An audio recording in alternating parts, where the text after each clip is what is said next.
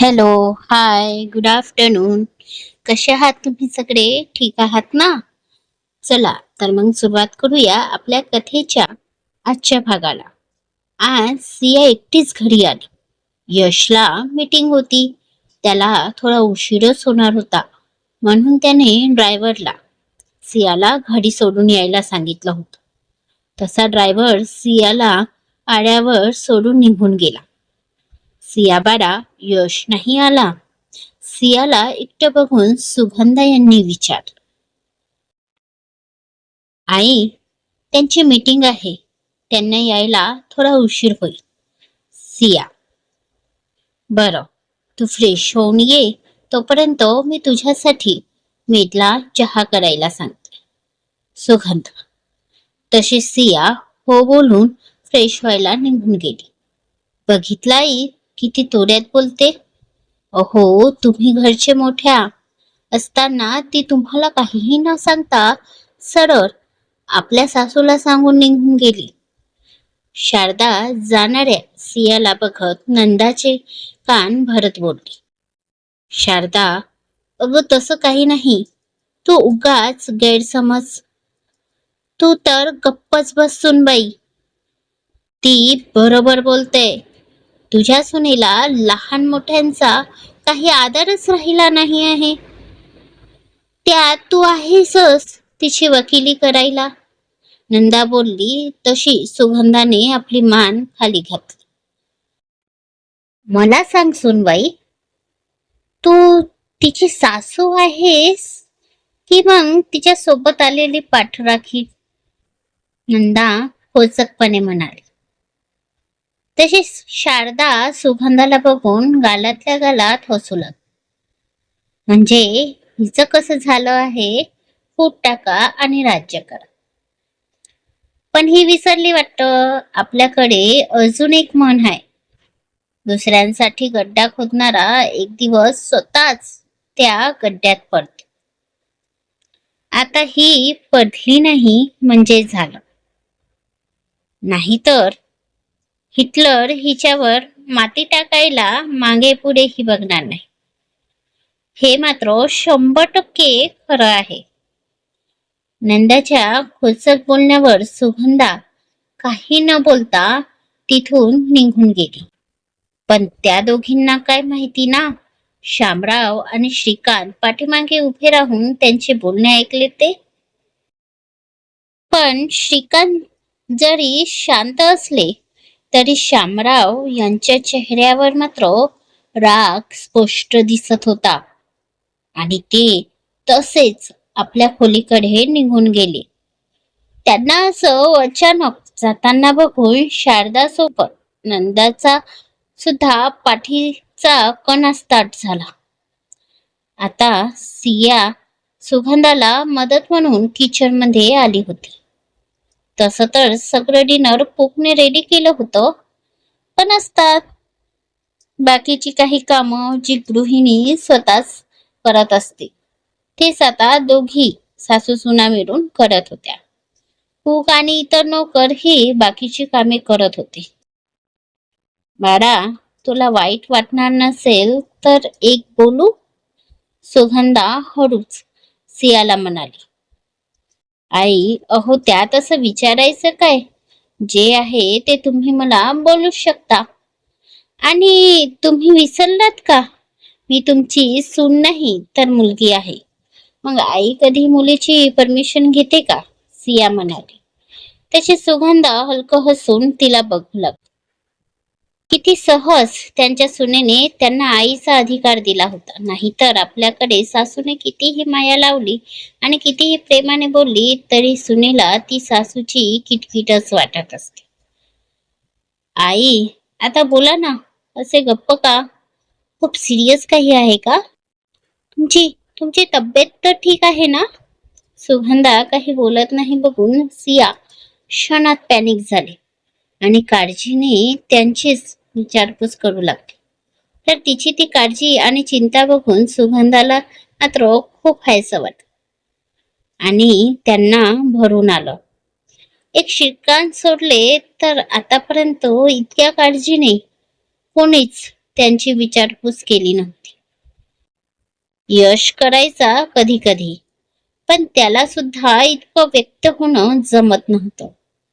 अगं हो बाळा, मी ठीक आहे. आधी तू शांत हो. किती घाबरशील? सुगंधा सियाला पॅनिक झालेलं बघून बोलली. तसं सियाने दीर्घ श्वास भरत स्वतःला शांत केले. पण आता ती त्यांच्याकडे न समजून बघू लागली. तसं सुगंधाने तिच्याकडे बघून स्मित हसू दिलं. बाळा, मला माहिती आहे तुझं आणि यशचं लग्न ज्या प्रकारे झालं आहे, त्यानंतर तुला या नात्याला स्वीकारायला वेळ हवा होता. पण बाळा, आता तुमच्या लग्नाला 2 महिने पूर्ण झाले आहे. अशात बोलून सुगंधा थोडी थांबली. तर तिकडे त्यांच्या बोलण्यातला अर्थ समजून सियाचे ठोके वाढू लागले. सोबतच लाजेची छटा तिच्या गालावर उतरू लागली आणि तिने आपल्या बोटांची चुडबुड सुरू केली. बघ बाळा, मला तरी वाटतं की आता तरी तुम्ही तुमच्या नात्याचा विचार करायला हवा. बाकी तुम्ही दोघेही समजूतदार आहात. सुगंधा सियाच्या गालाला हात लावत बोलली.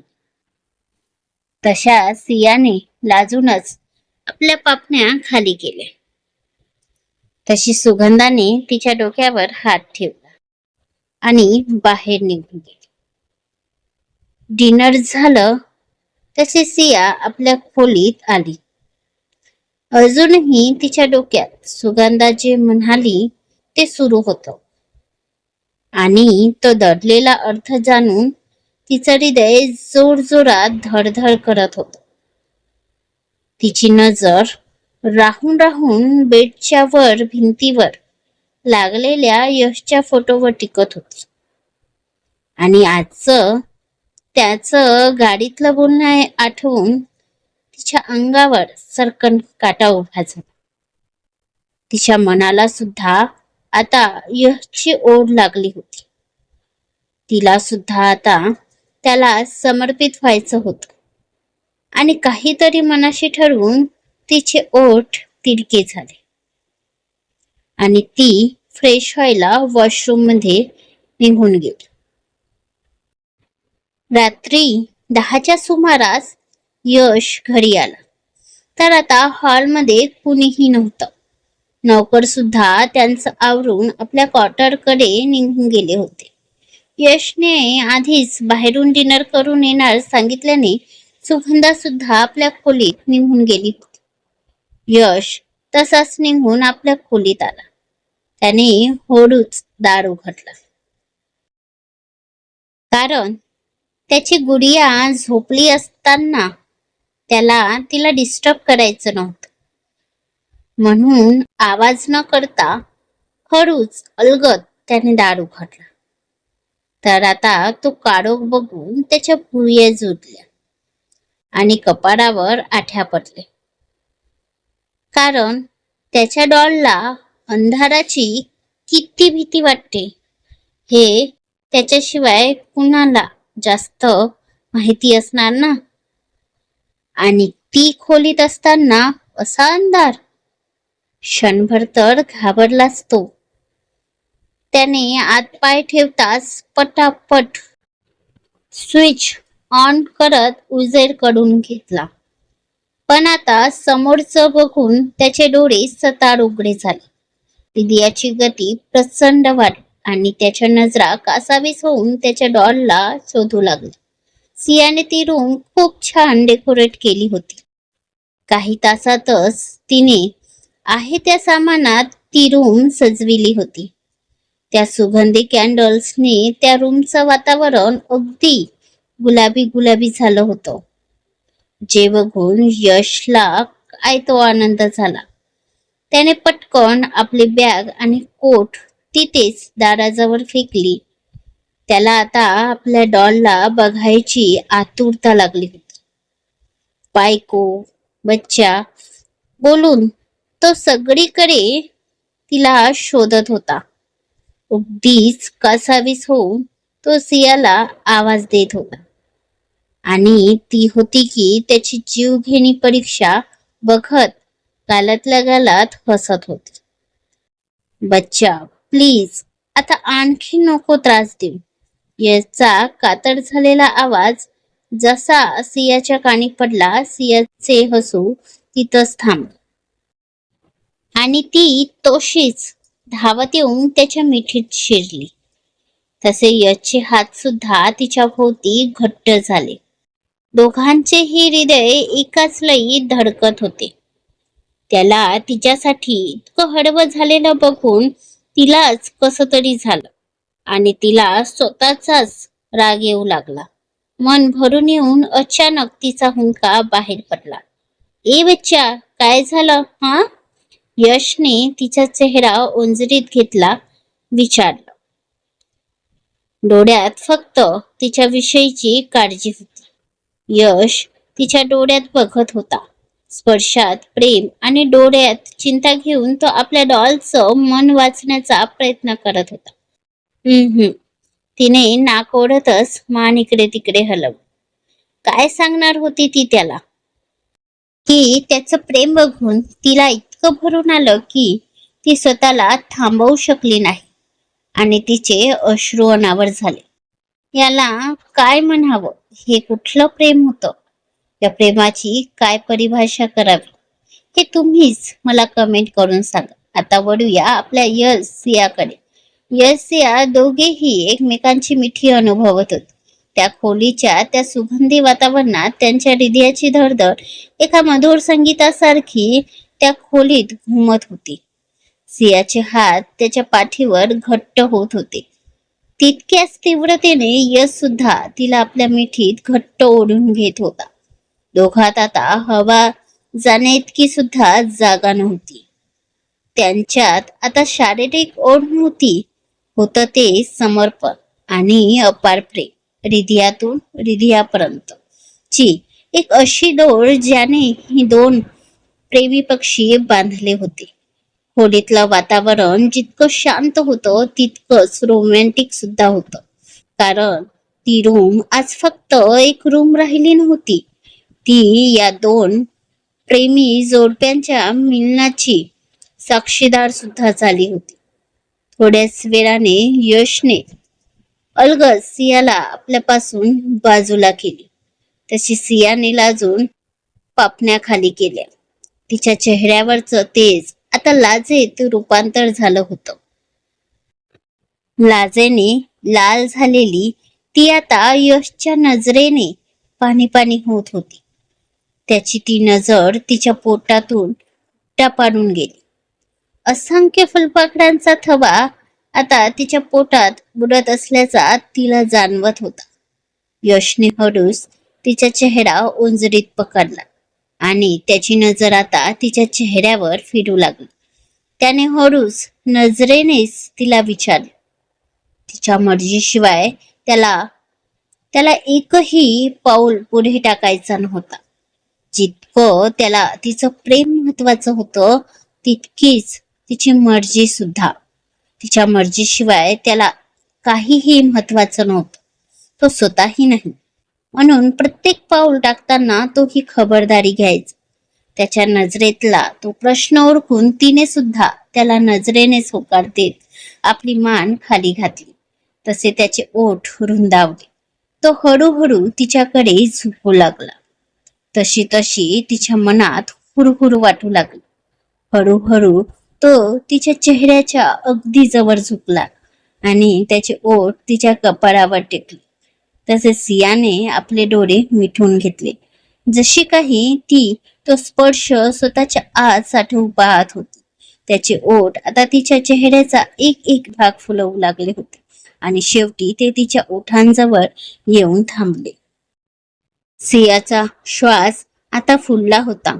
अंग हलकं हलकं थरथरू लागलं होतं. पण आता तो काही थांबणार नव्हता. कारण ती आता रेडी होती आणि तिची इच्छा तर जणू त्याच्यासाठी आदेशच. मग कसा तो ते नाकारणार ना? शेवटी त्याने आपले ओठ तिच्या ओठांवर टेकले आणि आपले डोळे मिटून घेतले. दोघेही एकमेकांना किस करत होते, एकमेकात हरवून जात होते. तो अगदी हळूवार तिला प्रेम करत होता. त्याच्या प्रेमात न कुठली घाई होती, ना कुठला उतावीळपणा. खर तर त्याच्या प्रेमाचं दुसरं नावच त्याग आणि संयम होतं. आणि आताही तो खूप हळूवार त्या नाजूक फुलाला प्रेम करत होता. जशी जशी रात्र सरत होती तसं तसं त्या दोघांचं प्रेम आणखी खोल खोल जात होतं. तो जाणारा चंद्र, ती मंजूर हवा आणि त्या सुगंधी कॅन्डल्स सगळे त्यांच्या या मधुर मिलनाचे साक्षीदार होत होते. शेवटी आज यशचं प्रेम जिंकलं होतं आणि सियाला तिचं खरं प्रेम मिळालं होतं. आज ते दोघेही फक्त मनानेच नाही तर शरीराने सुद्धा एक झाले होते. त्या नाजूक फुलाला यश अगदी हळूवार हाताळत तिला आपल्या प्रेमाने फुलवत होता. शेवटी यशने सियाला आपलं केलं आणि सिया सुद्धा पूर्ण मनाने त्याला समर्पित झाली. काही वेळातच त्या दोघांच्या सुमधुर आवाज त्या खोलीत घुमू लागले.